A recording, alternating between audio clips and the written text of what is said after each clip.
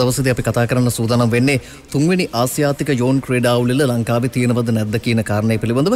අපි තුන්වෙනි ආසියාතික යෝන් ක්‍රීඩාවලියේ සත්කාරකත්වයේ හිමි වෙලා තිබුණේ ශ්‍රී ලංකාවට 2012 වසරේ ඉඳලා. හැබැයි මේ මෑතකදී අපිට දැනගන්න ලැබුණා මේ ක්‍රීඩාවලිල ලංකාවේ තියන්නේ නැහැ කියලා. මේ ගැන කතා කරන්න අපි සම්බන්ධ කරගත්තේ ජාතික ඔලිම්පික් කමිටුවේ සභාපති හේමසිරි ප්‍රනාන්දු මහත්මයා.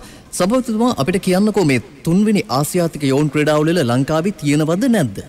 ඒ පිළිබඳව මට 100%ක්ම ඉත පැහැදිලි උත්තරයක් දෙන්න අමාරුයි. මොකද අපිට දැනට ආසියානු ඔලිම්පික් කවුන්සිලයෙන් දන්වලා තියෙනවා ඒක අපෙන් ආපහු ලබා ගන්නවා කියලා. නමුත් ඒම ලිඛිතව අපිට තාම මේ වෙනකොට දැනුම් දීලා නැහැ.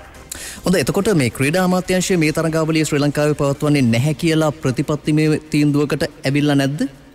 එහෙම දෙයක් නම් බව දන්නේ නැහැ. අපිට එහෙම දෙයක් දැනුම් දීලත් නැහැ ක්‍රීඩා අමාත්‍යාංශය. අපිත් දන්නේ නැහැ මොකක්ද හරියට වෙන්නේ නැත්තේ කියලා. හොඳයි, ඔබතුමත් දන්නේ නැත්නම් මේ ගැන අපි දෙගිඩියාවකින් ඉන්න එකේ පුදුමයක් නැහැනේ නේද? හරි, කමක් නැහැ. අපිට කියන්නකෝ මේ ආසියාතික ඔලිම්පික් කවුන්සිලය විසින් මේ ක්‍රීඩාවලිල අපේ රටට අහිමි කරනවා නම් අපේ රටින් ඉවත් කරගන්නවා නම් සත්කාරකත්වයේ ඒකට හේතු වෙන්නේ මොන කාරණාද?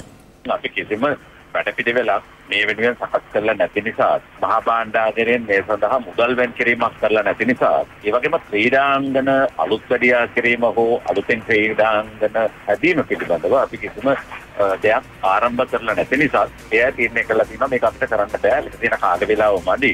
ඒක නිසා තවත් පරක් වෙන්නේ නැතුව මේ සමගාවලිය සාර්ථකව කරන්නට පුළුවන් රටකට ලබා දීම සාධාරණයි කියලා ඒගොල්ලෝ හිතනවා.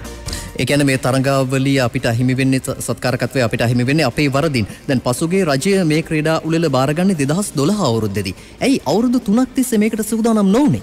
සූදානමක් වෙන්න නම් ඒකට සැලසුමක් තියෙන්න ඕනේ. කොච්චර කල් කිව්වද අපි මේක සැලසුම් කරන්න අවශ්‍යයි සැලසුම් කරමු කියලා. ඉතින් ඒකට කොමිටි පත් කළා, ඒකුත් දේවල් ක්‍රීඩා අමාත්‍යාංශ පස්සේ කළා, ඒ වගේම රජය පස්සේ කළා. නමුත් කිසිම තැනකින් ඒ අවශ්‍ය දේ හරියට උනේ නැහැ. විශාල ප්‍රශ්නේ තමයි මේකට අවශ්‍ය මුදල් ප්‍රතිපාදන භාණ්ඩාගාරයෙන් ලබන්න දුන්නේ.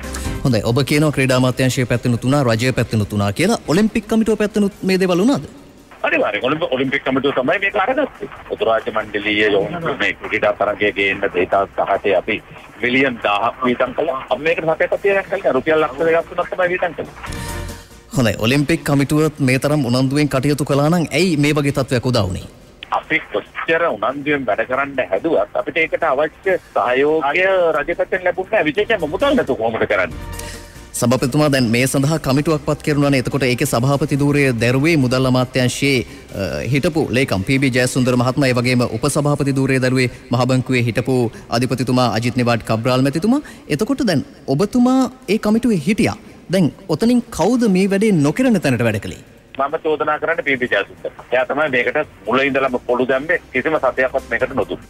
හොඳයි, එහෙමනම් අපි ඒ ගැන අහමු පී.බී. ජයසුන්දර මහත්මයාගෙන්. අපේ නිෂ්පාදක කණ්ඩායම සූදානමින් ඉන්නවා ඒ කටයුතු සඳහා සූදානම් වෙනවා. මේ අතරතුරේදී මට කියන්නකෝ මේ දැන් මේ තත්වය අපිට ජාත්‍යන්තර වශයෙන් ලොකු කැලලක් නේද? අනිවාර්යෙන් කළා. අවමානයට මුහුණ දෙන්න සිද්ධ වෙන්නේ ජාතික ඔලිම්පික් කමිටුවට, ආණ්ඩුවට නෙමෙයි. මොකද මේක ගත්තේ අපි. ආසියානු ඔලිම්පික් කමිටුව සමග අතීතයේ කටයුතු කළේ, වර්තමානයේ සහ ඉදිරියේ කටයුතු කරන්නේ ජාතික ඔලිම්පික් කමිටුව. ඉතින් මේ පිළිබඳව අපි කොච්චර කරුණු කිව්වත් මේක තේරුම් ගන්නට සමත් වුණේ නැහැ. විශේෂයෙන් මුදල් අමාත්‍යාංශයෙන් තමයි මේක එම් පිටින් මේ කටයුත්ත විනාශ කළේ. දැන් මේ සම්බන්ධයෙන් පසුගිය රජයට තමයි ඔබතුමාගේ ඍජු චෝදනාව එල්ල වෙන්නේ. දැන් වර්තමාන රජයත් එක්ක එකතු වෙලා මේ ක්‍රීඩා අමාත්‍යවරයාත් එක්ක කතා කරලා මේ අවමානෙන් මිදෙන්න ඇයි උත්සාහ නොකරන්නේ? දැන් අපි රජයත් සමග සාකච්ඡා කළා, අවශ්‍ය ප්‍රතිපාදන ලබා ගත්තා. දැන් මේ කටයුතු කරන්න වෙලාවක් නැහැ. හොඳයි, මම ඔබතුමාගෙන් අහන අවසාන ප්‍රශ්නය තමයි මේ තරඟාවලිය දැවැන්ත තරඟාවලියක්. රටවල් 45ක ක්‍රීඩිකාවන් 5000කට ආසන්න ප්‍රමාණයක් මේ තරඟාවලියට සහභාගී වෙනවා. මේ වගේ දැවැන්ත තරඟාවලියක් කරන්න ශක්‍යතාවයක් එහෙමත් නැත්නම් ආර්ථික හයියක් අපිට තියෙනවද? අපේ රටේ තියෙනවද? ඒකට මට උත්තර දෙන්න බෑ. ඒක දෙන්න ඕනේ මහා භාණ්ඩාගාරයෙන් එහෙම නැත්නම් මුදල් අමාත්‍යාංශයෙන් තමයි ඒකට අවශ්‍ය පිළිතුර දෙන්න ඕනේ.